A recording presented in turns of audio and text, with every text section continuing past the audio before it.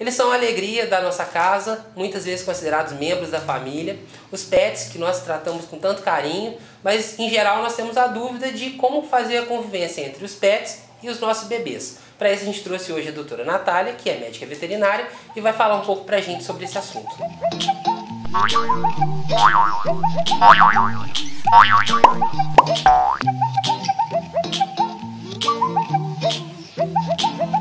Bom, seja bem-vinda, doutora Natália. Muito obrigada. Para começar, a gente queria que você esclarecesse um pouco o seguinte. Benefícios. Quais os benefícios de se ter um pet junto com a criação de uma criança? Sabe-se atualmente, né, que hoje em dia a gente tem vários benefícios nessa relação de pet com crianças. E não só eu digo pela minha experiência, porque desde pequena eu tive pet em casa, né, mas por vários estudos que a gente tem. Então, tanto na área de psicologia, quanto na área de veterinária, tem várias universidades conceituadas que já têm estudos abordando exatamente isso, essa relação de pet com crianças. Então, são diversos os benefícios que contém todos esses estudos, né? Entre eles a gente pode citar lado emocional da criança. Então, assim, essa criança ela já vai desde sempre acostumando com o animal, com um novo ser em casa, já vai tendo aquela convivência, né? Querendo ou não, o pet, ele é hoje super humanizado, então é um membro da família, ela tem aquele contato social, aquela conversação, lado afetivo, emocional, né? Isso tudo está muito incluído. A gente tem também relacionado à coordenação motora, então desde pequenininho a gente educa as crianças a passar a mão no cachorrinho ou no gatinho, né? Que são os mais comuns. Então nunca dá muita pancada, a gente vai educando essa coordenação, não puxar o rabo, que muitos têm o hábito de fazer, né? Além de tudo, a locomoção também ela já foi estudada, então a criança vendo o cachorrinho, né, ou o gatinho, ou outro animal andar pela casa, ela tende a engatinhar com mais facilidade, ela tende a até querer se levantar para poder andar atrás desse animal, então isso tudo também a gente já observou. Tem outra coisa também relacionada hoje em dia com a briga entre irmãos, né? Porque normalmente quando tem dois ou mais em casa, o animal ele acaba desviando um pouco o foco dessas brigas. Então, ao invés de brigar entre eles, a gente tem um animal ali como, entre aspas, um coringa. Então, os pais até educam a cuidar daquele animal ou ir brincar com o animal ao invés de ficar aquele atrito entre os irmãos. Tem também outras vantagens, por exemplo, hoje em dia os pais trabalham muito, né? Então ficam a maior parte do tempo fora de casa. Então os animais, no geral, eles são uma companhia dentro de casa, tanto para nós adultos quanto para as crianças. Então ajuda muito essa parte, né, da convivência, de uma companhia dentro de casa quando os pais estão ausentes. Então tem, igual eu já disse anteriormente, aquele lado emocional, a conversação, o lado afetivo, na ausência dos pais. Acaba sendo uma companhia e não deixa esses filhos tão sozinhos. Tem outras qualidades também, então além do fato dos pais, né, não estarem em casa e ter essa companhia, a coisa eu acho que mais importante e que normalmente gera mais dúvida para os pais é o lado da imunidade. Então tem aquela pergunta também, minha criança vai ter uma certa alergia ao pelo ou a qualquer outro elemento, igual por exemplo cachorros que tomam banho com produto forte pode gerar alergia, né? Mas normalmente o pelo é o mais questionado entre os pais. E se a gente acostumar essas crianças desde pequenininha a ter um contato com cão, com gato ou com outro pet, né, a gente já vai criando uma certa resistência do sistema imunológico a gerar uma certa tolerância a esses fatores alergênicos, né? Então isso também ajuda muito não só nas alergias em si, como em todo o sistema imune, a melhorar a imunidade da criança no geral. Então assim, são diversos benefícios. Claro que tem uns malefícios, né? Mas colocando na balança, acredito que esses benefícios, entre outros também, são discrepantes, então vale a pena. Acho que ajuda muito também na questão do respeito, né? Das crianças já crescerem respeitando os animais. Agora a gente parte da situação inversa. O casal tem um pet já em casa e a mulher engravida. Existe algum cuidado especial que tem que se tomar? Alguma preparação que tem que ser feita com o pet para que ele receba junto com a família aquele bebê?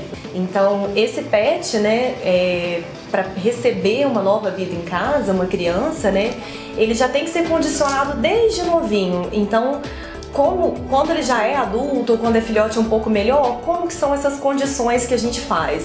Primeiro, esse animal ele tem que ser educado, então se ele não for um animal sociável, a gente tem que tender a torná-lo sociável. Como? levá-lo mais na rua, ter contato com outras crianças, né, para já ir habituando a essa relação com crianças, que é o mais importante.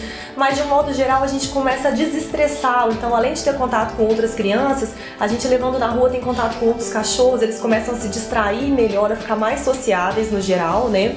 A gente tem outros cuidados também, por exemplo, em casa, esses animais, eles não podem ser privados do ambiente que o neném que vai ficar, né? Então, tem pais que ficam arrumando os quartinhos do neném, no caso, e fecham as portas para o animal não entrar. Só que vale a pena lembrar que esse animal, ele era membro da família antes dessa criança chegar. Então, a gente não pode privar certas coisas para esse animal, porque senão ele tende a ficar mais arredio, tende a ficar, né, antissocial, já até criar um certo desconforto a respeito dessa relação da gestação, né? Porque, querendo ou não, o clima na casa muda.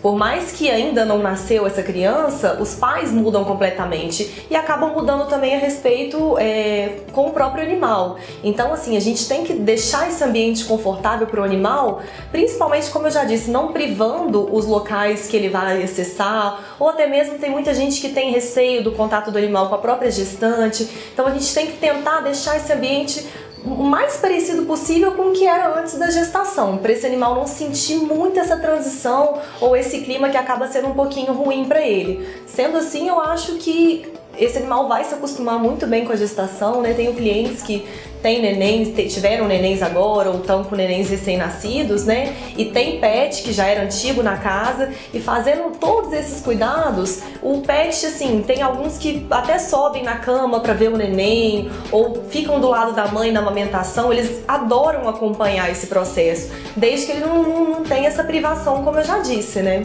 Pode existir uma relação de ciúme, então, né? Aquela coisa de irmão mais velho quando nasce o irmão mais novo, pode ter uma relação próxima do que seria isso, né? Pode sim. E assim, hoje a gente já sabe que os pets são muito mais inteligentes do que a gente achava.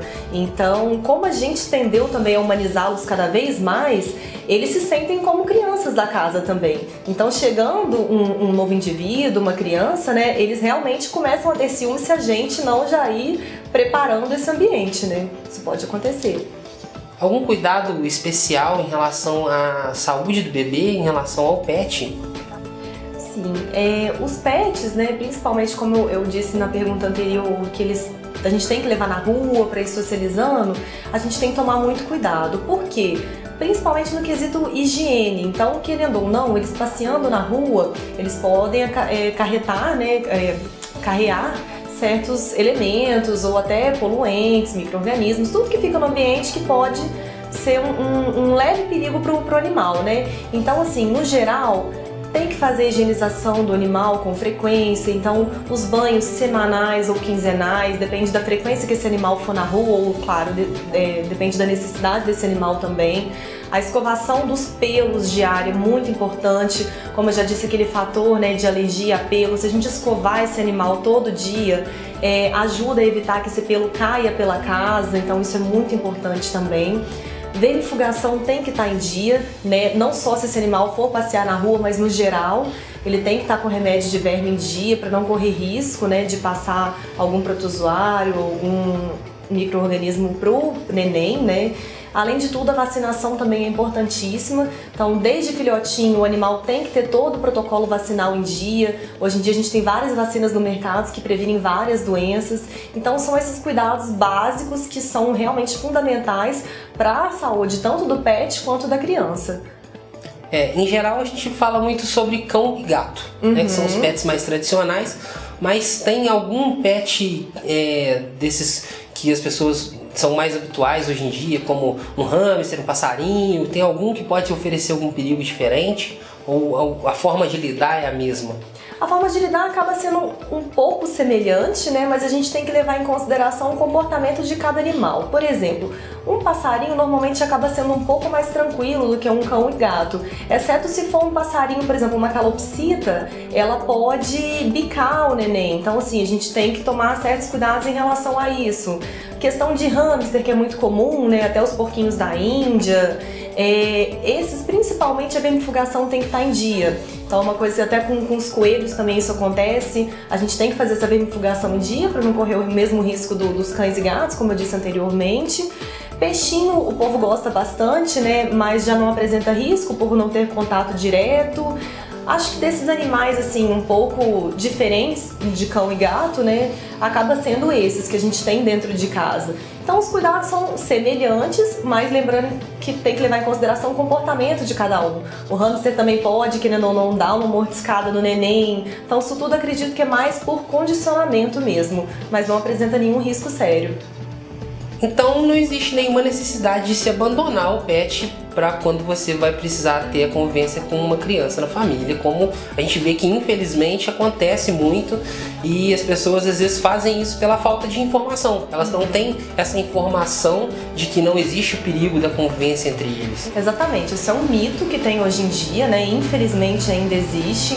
Então a gente tem vários casos de abandonos de animais, sim, por mais, igual eu disse no início da entrevista, né? Que a gente está humanizando os pets, ainda tem aquelas pessoas que fazem questão de abandoná-lo, talvez por medo ou por falta de informação, mas existe sim esses casos ainda. Então realmente não tem problema nenhum, desde que, como a gente conversou, esses animais tenham o tratamento adequado, a higiene adequada, todo esse condicionamento que a gente falou agora, não tem necessidade nenhuma abandonar esses animais. Pelo contrário, né? Eles sentem frio, sentem fome, sentem falta da gente, eles são extremamente carinhosos, né? Então, assim, a gente sabe quando a gente chega em casa que o pet que a gente fica muito tempo longe do pet, ele vem logo querer um carinho, ele quer brincar com a gente, então eles têm esse lado afetivo também. Então se a gente abandoná-los, a gente vai estar abandonando, brutalmente falando, seria como se abandonasse uma criança. Então isso realmente é um absurdo, né? A gente sabe hoje em dia da gestação, né, que é uma questão muito ainda discutida, mas que na verdade acredito que mais uma vez seja por falta de informação, da gestante abandonar o cão, ou principalmente o gato, que acaba sendo um grande vilão, né, por causa de uma doença chamada toxoplasmose. Só que isso não tem problema nenhum. Se esse gato tiver os cuidados necessários, né, todo o tratamento adequado, questão de higienização, se for tudo correto, não oferece risco nenhum, nem para gestante, nem para criança. Então, gente, por favor, não abandone seus animais, seja ele gato, cachorro, hamster, nada. Isso tudo com certo cuidado, né, a gente consegue sim equilibrar a balança e, pelo contrário, como eu disse no início, trazer muitos benefícios para a criança à medida do seu crescimento, né? Se eu puder falar, eu tenho pet desde neném, então assim, eu cresci com um cachorro em casa, hoje em dia eu tenho 5 cachorros, tenho gato e se eu pudesse eu teria mais, só que claro, não tenho condições, mas de forma no geral, assim, eu não tenho dúvida nenhuma que isso contribuiu muito para o meu crescimento no geral, né? Principalmente eu era uma criança muito tímida, então o meu convívio com o animal ajudou muito nesse lado emocional, nesse lado comunicativo, afetivo. Então eu acho que no geral, se a gente souber cuidar, claro, com o auxílio de um médico veterinário, qualquer dúvida, entrar em contato sempre com o médico veterinário, né? Essa relação ela vai ser ótima, assim, só tem a acrescentar tanto na vida da gestante quanto na vida da criança e na vida do pet também. Os contatos da doutora Natália vão estar aqui na descrição do vídeo, caso alguém tenha alguma dúvida, pode entrar em contato com ela. Queria aproveitar para agradecer sua presença, agradecer as informações, foi bastante válido pra gente. Eu acho que é um tema que sempre repercute bastante quando a gente fala, e a gente podendo falar de uma forma positiva é sempre gratificante.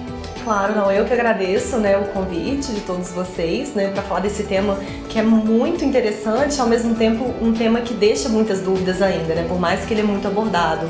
Então, me coloco inteiramente à disposição, qualquer dúvida, estou à disposição. Obrigada.